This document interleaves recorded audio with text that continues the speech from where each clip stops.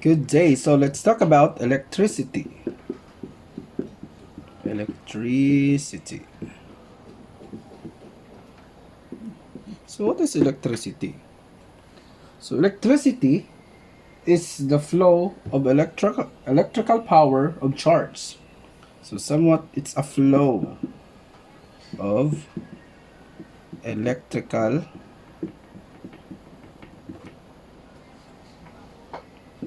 power or charge. So that is what we call electricity. So where does electricity came from? So usually electricity was generated from generators, generators, power sources, power sources. Sample of power sources is the hydro and solars. So usually this thing generates electricity. So what's the behind or what's the science? What's the science of electricity? So what's the science of electricity?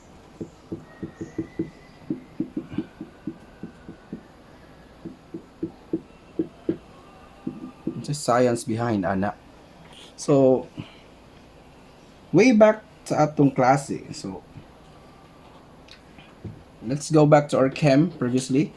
So matter is made up of molecules which consist of atoms according to Bohr's theory. So matter is made up of molecules and which consist of atoms. So unsa din ang atom? Atoms. So man siya. So ang atoms is consist of the atom consists of positively charged nucleus and a number of negatively charged electrons which revolve around the nucleus in its various orbits. So naatay nucleus. Ug naapod tay sa nucleus na diha gisulod ang proton ug ang neutron. So ang isa ka atom, this is a sample of one atom. Okay? Sample ni sa atom. Si electrons diha mo ni diri, mo ni nag-revolve sa imong nucleus. So this is a sample of an atom. Kani. Sample ni sa atom. So matter is made up of molecules. So there are materials that has greater number of electrons and lesser number of electrons also. So they are considered kung material na greater number of electrons, those materials are considered as conductor materials. So munang number greatest amount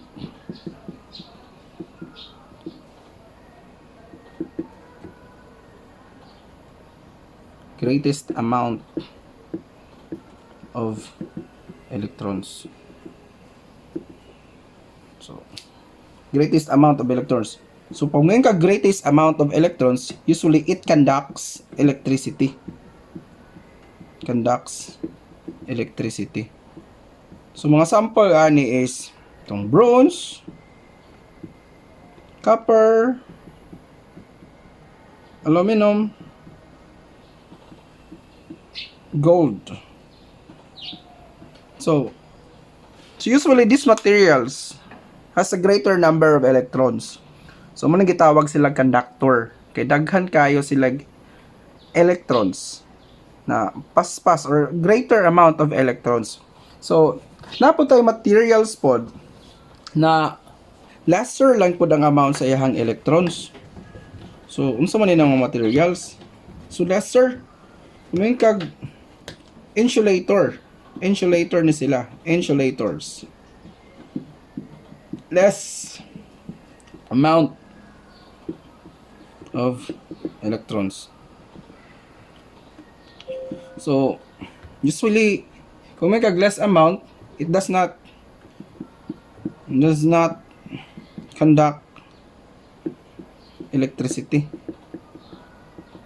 So dili ni siya naga-conduct of electricity. So diha na to ma-consider. So mga sample ani is kanang rubber. Kung makita niyo ni siya, makita mo electrical wire. So sample electrical wire. So kanang inside ani mo ning gitawag na tog insulate conductor. So kaning outer layer niya mo nang insulator. Ang purpose aning outer layer is para i-prevent ang conduction sa electricity and also for safety. Dili ka kurentihan. So mo nang insulator. Lesser amount of electrons and does not conduct electricity. So sample rubber gyud. Isa ka example is rubber. Napoy wood. Pero di kayo ko ng wood. Once na mabasa po ka, mo na makurentihan pod. Kung kay water also conducts electricity pod ang water. Pero insulator usually for safety ni sila ginagamit. Gina-insulate, gina-permente ng mga cable nato. So ang sulod ana inner core niya na conductor na mo ni mga either bronze, copper or gold. So mo nang sa cable makita ninyo.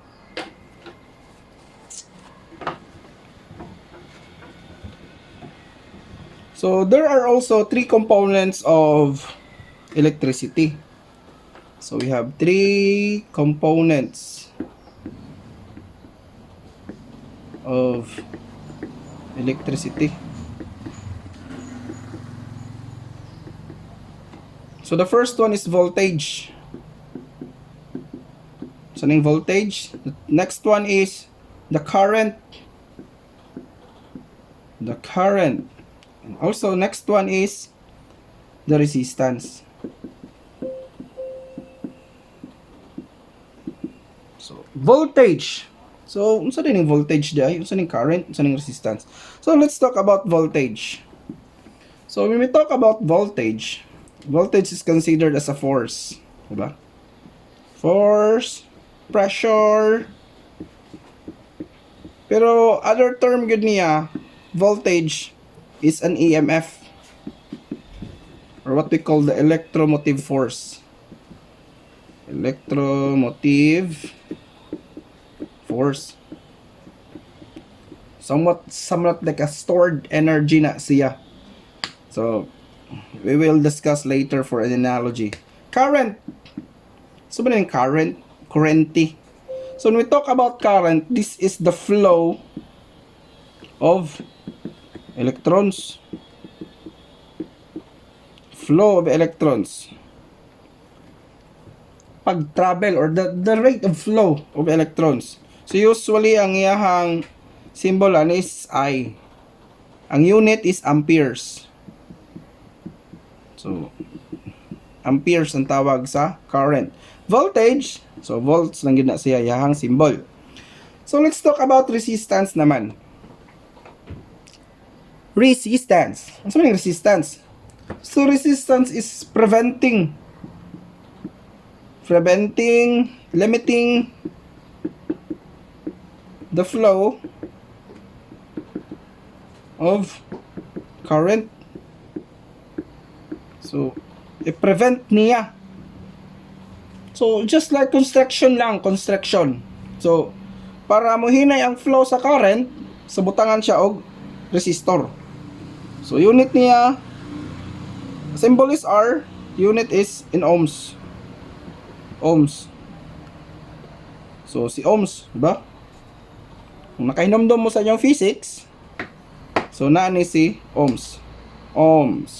So nato tayo gitawag na Ohm's law. But before we'll discuss the Ohm's law, so let's talk about an analogy of these three. Okay, let's have the water analogy for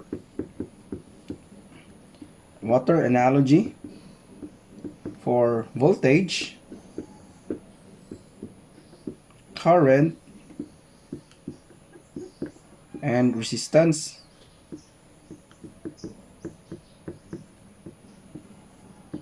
So let's have here a faucet.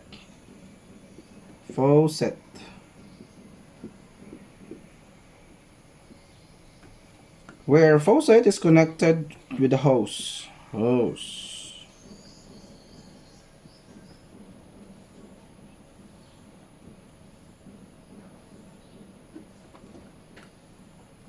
Okay, so we have here the faucet. So when we talk about voltage here, so voltage is somewhat like previously we just discussed. The voltage is an EMF, electromotive force. Then current is the flow of electrons. Flow of electrons. And resistance is constriction or prevention. Constriction. Para iyahang i-limit or prevent flow of electrons. Okay. So si voltage, guys, is somewhat like a force. Or kung diri sa atong water analogy, siya ang pressure nimo. So man ang pressure, siya ang mo push diri sa tubig. Siya ang mo push. So na diri si voltage. So energy siya, stored energy siya. Somewhat like pressurized siya na force kay para na ay flow sa current. Kanang tubig na mudagan diri paingon, kana muna ng electrons. Kanang tubig na mo flow. Ang nagtuklod ana is si voltage. So na ay flow sa electrons. Kaning flow sa electrons mo ni ang current karon. So siya ang flow of electrons. So na ay flow. So the more kung greater kayo ang voltage or ang pressure, so mas paspas pod ang rate of flow sa current sa electrons. So dako ang kuryente. So karon na ay constriction na nahitabo. Kung inaani ka dako ang hose, karon gipagamay. So kana gipagamay na siya, diha karon ang gitawag na resistance. Gipagamay ang hose, from dako to gamay. Ngano man, ang purpose niya is i-limit niya na gamay na lang na kuryente ang motabok. Sa purpose ana, because there are devices na ang limited lang ilang amount na kuryente. Limited amount of current lang ilang kinahanglan. Limited lang kanina mga device. So kinahanglan siya gamay lang na kuryente. Kaya once dako na kayo, so ang tendency na is busted ang may tabo. Busted. Explosion. So kung dili mo mukuan sa iyahang limitation. So may purpose karon ni resistance. Iyahang i-limit lang ang flow sa current. Kaya para si devices na connected dire is dili mosunog. So muna siya. So water analogy, we have the voltage, the current, and resistance. Voltage is somewhat like a pressure. Then katong tubig na midagan, kanang ginagmay ng circle, those are electrons. The rate of flow of the electrons is what we call the current. So once, ang purpose sa resistance current is i-limit, i-prevent, limitahan niya ang flow sa current. So muna na constriction may tawag para gamay na lang ang mugawas. Depende sa kinahanglan ni devices. Depende sa kinahanglan ni devices.